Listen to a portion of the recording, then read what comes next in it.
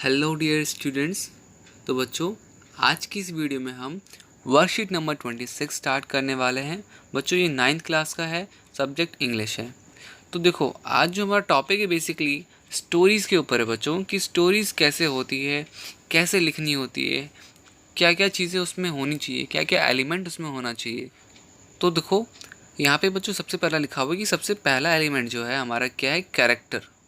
ठीक है, कैरेक्टर मतलब कोई एक पार्ट जो उसका मेन रोल करेगा। मेन रोल जैसे होता है ना भैया, मेन रोल हीरो का होना चाहिए, उसी तरह से यहाँ पे कोई ना कोई एक कैरेक्टर होना चाहिए, चाहे वो एक पीपल हो या एनिमल हो, एक मेन कैरेक्टर होना चाहिए। ठीक है, फिर उसके बाद वो जो स्टोरी है उसका प्लेस, ठीक है, जगह, where and when the story take place. ठीक है, तो वहाँ पर आपको कहाँ पर वो स्टोरी बनी, ठीक है, और कब वो बनी वो पता होना चाहिए, वो टाइम आपको सेट करना पड़ेगा।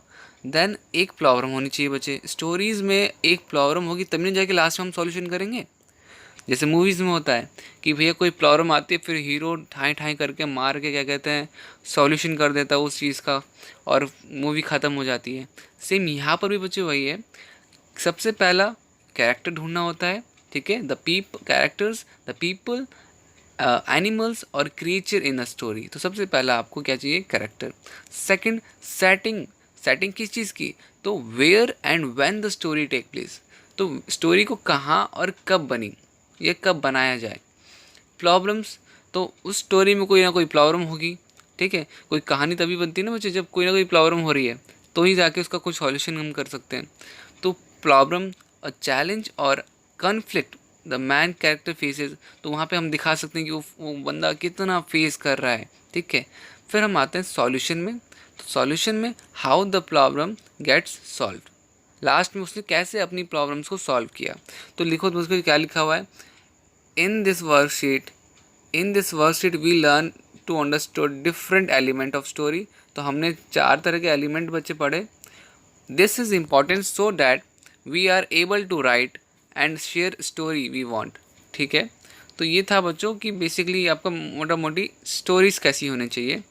तो हमारी आज की वर्कशीट में एक स्टोरी दे रखी है कि the crow and the picture. ठीक है, तो मुझे देखो, अब सबसे पहले हम क्या यहाँ पर क्या करेंगे, तो यहाँ पर कौन है, मेन रोल किसका है, तो बेसिकली ये क्रो का है। आप एक बार ये छोटी सी स्टोरी है पढ़ लेना, काफ़ी हमने कई बार ये क्रो वाली कहानी पढ़ी हुई है। तो देखो लिखा हुआ है, in a spell of dry weather when the birds could find very little to drink, a thirsty crow found a pitcher with a little water in it. But pitcher was high and had a narrow neck, and no matter how he tried, the crow could not reach the water. The poor thing felt as if he must die of thirsty. तो बच्चों, first para में क्या लिखा हुआ है कि एकदम dry weather था। तो देखो, हमने यहाँ पे सिचुएशन क्रिएट कर लिया कि वेदर कैसा था, एकदम ड्राई था। एक जो बर्ड थी, बर्ड बहुत प्यासी थी और काफ़ी प्यासी थी, और उसने जब देखा कि एक पिक्चर में आपका क्या कहते हैं थोड़ा सा पानी है, जब उसने ट्राई किया तो देखा वो पानी बहुत नीचे था और वो नहीं पहुंच पा रही थी पानी तक।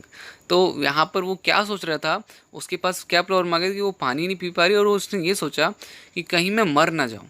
ठीक है, प्यास के मारे कहीं मैं मर न जाऊँ। देन अब उसका सॉल्यूशन आ गया बच्चों। पहला हमने क्या कर लिया, हमने एक मेन रोल किसका था यहाँ पे स्टोरी में, तो क्रो का रोल था।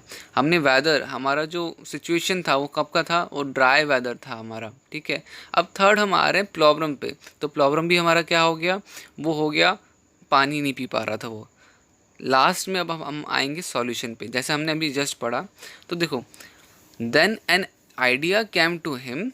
Picking up some small pebbles, he dropped them into the pitcher one by one. तो हुआ क्या बच्चे कि उसके उसके माइंड में एक आइडिया आया कि अगर मैं कुछ कंकर डाल दूंगा उसके जो पिक्चर है या जो जो भी घड़ा है उसके अंदर, अगर मैं कंकर डाल दूंगा तो क्या होगा कि वो पानी ऊपर आ जाएगा।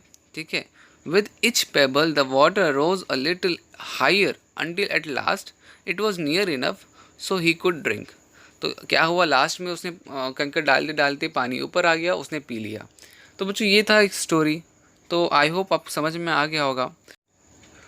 तो बच्चों, अब यहाँ पे आपको बोला जा रहा है कंप्लीट द फॉलोइंग टेबल, मतलब कैरेक्टर बताना है, सेटिंग्स बताने हैं, प्रॉब्लम्स बताना है और आपका सॉल्यूशन बताना है। तो देखो सबसे पहला कैरेक्टर में तो आप क्या लिखोगे, थर्स्टी क्रो, ठीक है। और थर्स्टी क्रो सबसे मेन रोल किसका है यहाँ पे स्टोरी में, थर्स्टी क्रो का। सेटिंग में मैंने आपको बताया था कि आप वहाँ पे बताते हो कि वो जो कहानी है वो उसका एरिया किधर है, वो किधर बना नहीं बना, तो वो कहाँ बना था।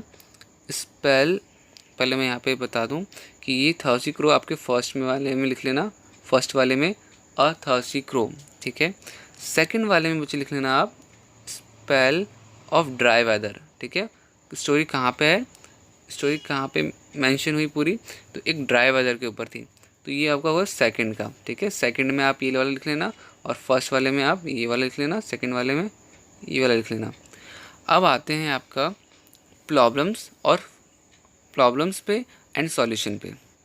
तो बच्चों प्रॉब्लम है आपकी, the thirsty crow found a picture of water but the water was low, he tried but couldn't rich the water in the picture. तो यही था बच्चे प्रॉब्लम क्या थी कि उसे एक पिक्चर तो दिखा बट वो जब पानी पीने गया तो इतना नीचे था कि वो पानी नहीं पी पाया। तो यही था एक प्रॉब्लम। अब आते हैं सॉल्यूशन में।